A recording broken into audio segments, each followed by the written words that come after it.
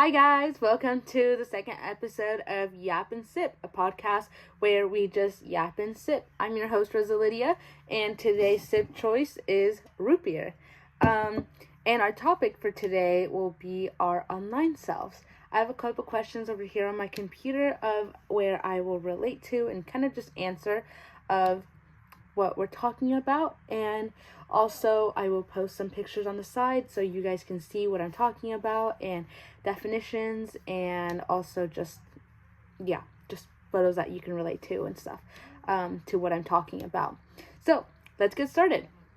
The first question is, do you believe the in real life you and online you are different masks you wear? Or is there a core self that links them together? How is your being embodied relevant to your online self? So, I don't think that I have a mask on my online self and real self, because I kind of am just who I am, and I just share that alongside on my social medias. I tend to use Instagram more, and I do just kind of share the stories that I want and what I am doing on, like, not, I wouldn't say on day-to-day basis, but like on major events I'm going on or stuff like that, or if I'm with friends, I will post that. And I think if you met me, I'm the same person, I guess. I don't share the sad moments, I guess, so that could seem like a mask. Just because I tend to not go to social media for that. I will go with family or friends and talk to them about the bad things that are going on in my life. I don't like to share them, I guess. But sometimes I will. Like, a friend passed away and I shared a couple memories that I had with them. And I guess that is because I want to go back and see these memories. And yeah, and I'll get more into that with the following question a little bit later. But I do think that those who do have a mask, I guess, do have a core self. Because I think some may, not all. Because I think some may have that core self and will share things that are similar to themselves, but at the same time, they won't. So it just kind of depends on how you want to be portrayed. And I know some people will wear a mask where in real life they're struggling, having a hard time, and then online they'll portray themselves as like they're having a great time, enjoying life, they have no struggles and stuff like that. So that core self, I wouldn't say really exists, because they're not really the same person, I guess. And I mean, they might believe the same thing, but I don't know. I think that's a little hard to tell, and I think it just depends on the situation and what type of mask they're trying to portray. Yeah. So, second question is, given your online habit, what cultural narratives are true of you? Does this reveal anything about yourself to yourself? So, my online habits consist of, I tend to be more on Instagram, or post more on Instagram. And I have different platforms. So I have Facebook, and on Facebook I have about 100 and, I've written down here, 158 followers, I believe. And on there I don't post at all. But I do have followers that are not necessarily friends. They tend to be like more adults, like my parents, my grandparents, aunts, uncles, family and friends, that I like to keep in touch with, and that's my one-way communication of talking to them. And thinking about it now, I should probably post more, because I know they would love to know what I'm up to. I think the most recent thing that I posted was I updated my cover photo, and there were some comments here. I'll post that. But I didn't reply to them just because, I don't know, I don't tend to use that social media. And yeah, so I guess on there, some people, I guess that might be a little mask, thinking about it, because then they'll see that, oh, she doesn't really do anything, and she just, yeah, they don't know much. But I don't do it on purpose. I just don't tend to post on there, I guess. But then on the other side, on Instagram, I have 768 followers, and I have 2 accounts on there. So the first account is my main account. This one is also private, and they tend to be just with friends, family, or not family really, just friends, and other people that I know through people, and yeah, just people from my high school, college, and stuff like that. And I post a lot there on my story, not actual posts, and I share a lot about just, again, memories. So I have highlights. Here are some of my highlights. I have one that's called Peeps, which is just people I hang out with, family, Esperanza, which is mission trip I just got out of. I also have one of this year, so here's some highlights of those. So I'll just post some highlights and stuff like that. So that's what I'll post on my Instagram, and I think that defines who I am.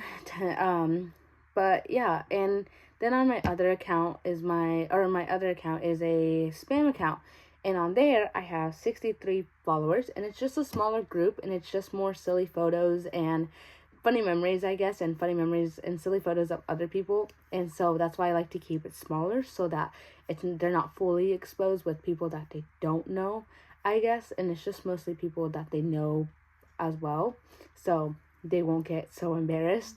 Plus, I don't think that everybody needs to see my silliness, I guess. So I guess I might have a small sort, but I think it's just more like I choose to what I want. I wouldn't say want others to portray me as. Just I don't want them to be annoyed of the silly post, or yeah, but I don't know. Maybe I do have a mask thinking about it, talking, but I don't think I do that on purpose. I think that's just kind of, I don't know. I think we do tend to do that, and I honestly, I think maybe sometimes when we do have a mask, we don't realize that, and I think that's what is going on right now. That it's not that I don't want people to portray me, like I don't want them to know that I'm a silly person. It's just that I don't know, I just choose not to, I guess. But yeah, so the next question, and I think those all speak true of myself. I think those are really define who I am as a person. I think just kind of separately, I guess. And yeah, and next question is, what impact do you think social media has for our understanding of ourselves? Is our ability to grow hampered by social media's reminder of the past, or does social media act as part of our extended mind, tracking who we are over time? So I think the impacts that social media has, I think they have both good and bad.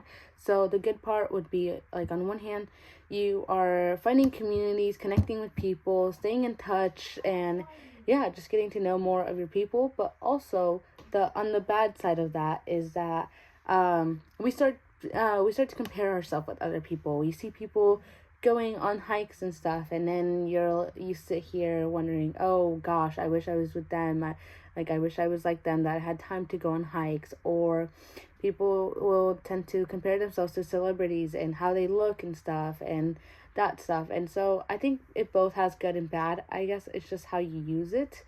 I tend to use it just for more community and connecting. I don't usually follow people like celebrities and stuff. I do keep up with sports, so that's one hand, I guess. But yeah, I usually tend to just find communities. Like, I just started following this community in Spokane, which is a religion thing where girls are coming together doing Bible studies. And so if I didn't have social media, I wouldn't have found that. Thank goodness. But because of social media, I did find it. So yeah, and I found that community. So in the next question, part of that, I guess, on the part where it goes, or does social media act as part of our extended mind, tracking who we are over time? Oh, I need to back up. Is our ability to grow hampered by social media's reminder of the past? So I think that it can feel like a constant reminder, like the post that you've been tagged with, and posts that you have posted. And I know on Facebook and on Instagram, at times it'll show that a year ago you were here. Oh, Snapchat does that. And I do think, again, it has, like, it could hold us back, and we can start comparing ourselves on, like we can start getting stuck on our bad, like, our past, I guess, and it can bring bad memories, I guess. And yeah, but at the same time, sorry, give me 1 second. But at the same time, it can also be like you can start seeing your journey being laid out, and how far you've come, and how far, how strong you've gotten through the years, or something like that. And it can give us a clear sense of our identity and where we are headed. So that's my belief on that part. So one of the last questions is, what are some differences between online relationships and in-person relationships? Do you think that people can meaningful lives in relationships, or do you think that people can have meaningful lives and relationships totally online? So let's answer the first part of this, which is, what are some differences between online relationships and in-person relationships? So I think actually this has happened to me where I've talked to like a friend over online, and we would talk every single day and we'd update each other and stuff like that. But then in person, I only talked to them probably a handful of times. So in online, they can seem more outgoing and more like, I don't know, more social and stuff like that. But in person, they're really not social. And I guess that's kind of what happened to me in that. And I guess that's some things that people can come off more social rather than they are in person. I think also having a relationship online can only, like, there's no facial expression. And I think facial expression says a lot. And like the way you talk, the way you do things. So if someone had a relationship over online, I don't think you can pretend who you are. Again, that's where that mask comes in. You can put a mask on and pretend you are a very, very kind person, but in reality, you aren't, I guess. And I guess that is the difference between online and in person, because in person you can truly meet someone and know who they are, the way they speak, the way they do things, their actions, how they are around people, and you get to really know them, who they are. And but I think you can also put a mask on in person as well, but I think it's a little bit harder. So yeah. Do you think that people can have meaningful lives and relationships totally in line? I do. I have seen it possible, so I'd say yes. I don't know. I I haven't really experienced it, so I'm not really sure, but I think it might, like, I think so. Yeah, so I'm just gonna leave it at that, and yeah, and so I want to touch back a little bit more on the given your online habits, what cultural narratives are true of you. But the next question to that is, does this reveal anything about yourself to self? So I think again with my social media, like, I think overall, social media is good. Just don't like use it badly, I guess, and just be yourself. And if you want to be someone else, then that's okay, I guess. Just don't do it where it harms others. And I think, again, it has its pros and cons where it can bring us closer with other people, and we get to connect with other communities, see what others are doing. People post locations, so there's some friends that go on hike that I love the view of, so I'll see where they hike at, and I'll probably go on those hike and I'll add them to my list. But yeah, and I think again that I tend to post where I think people can see who I am, and I think I am a very social person, and I post that online, and I'm very socially active on Instagram about my life and stuff, with all the stories that I post and all the silly little moments. And I think I am like that in person, but I do think that I do come off just a little different in person, just because you get to truly know me in person and have a full conversation and stuff like that, and I get to actually verbally tell you about my experiences and all that fun stuff. But yeah, I think overall that is all my questions, and thank you again for joining me on this podcast.